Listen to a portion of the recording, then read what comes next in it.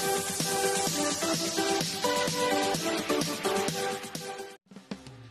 guys! It's me again, Gracie, and welcome to my channel. Ang topic natin ngayon is about GCash cash-in from Union Bank. Magka-cash in tayo from Union Bank, pero may mga times na service unavailable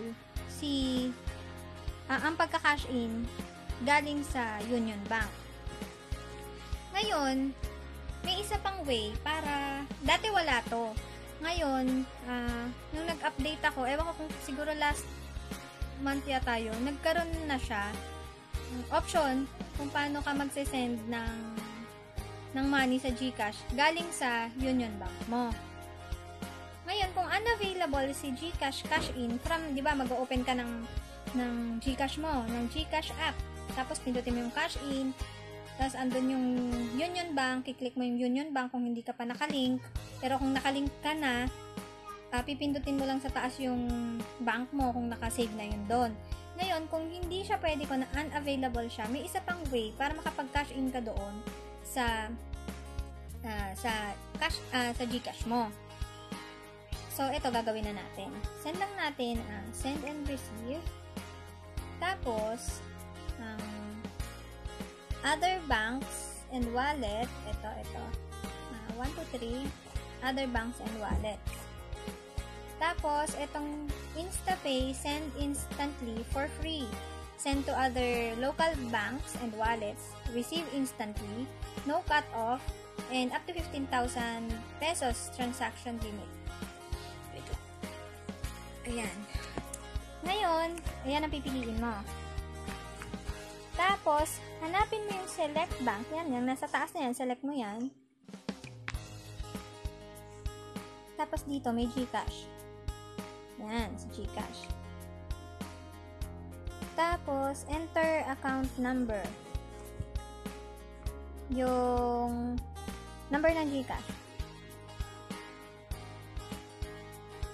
Yung number, yung name, account name, yung may-ari ng GCash na papadalan mo.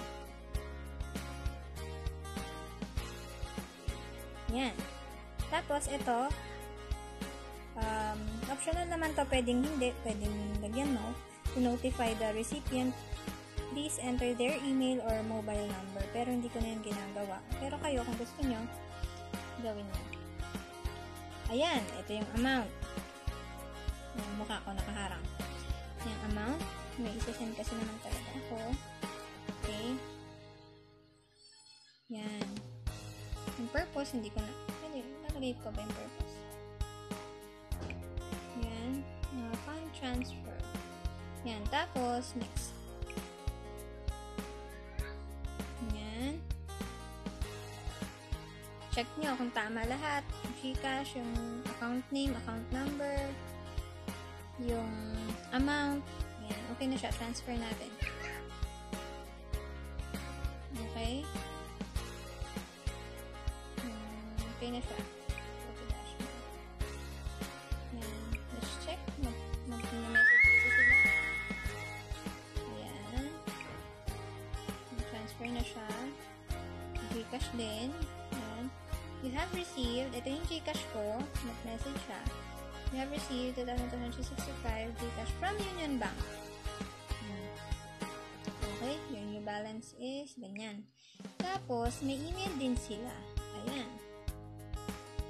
Mag-email din sila para ma-notify ka kung talagang nakapag-transfer ka. There you go. And, ayan, pupunta na tayo sa ayan.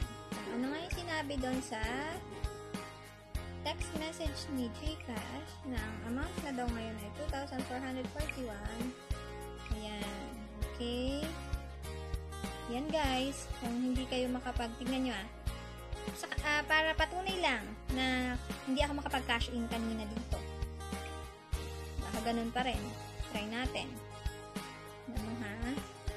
Yan. Hindi ako makapag-cash in kanina dito. Service unavailable. Ayan.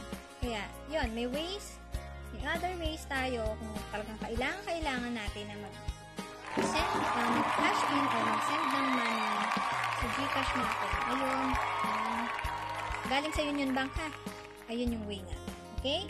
Sana guys, nakatulong itong video na ito para another kaalaman sa atin kung hindi pa natin to alam. And sana kung nagustuhan nyo itong video na to and nakatulong ito sa inyo, please do like and subscribe to my channel. Thank you guys. God bless. Bye.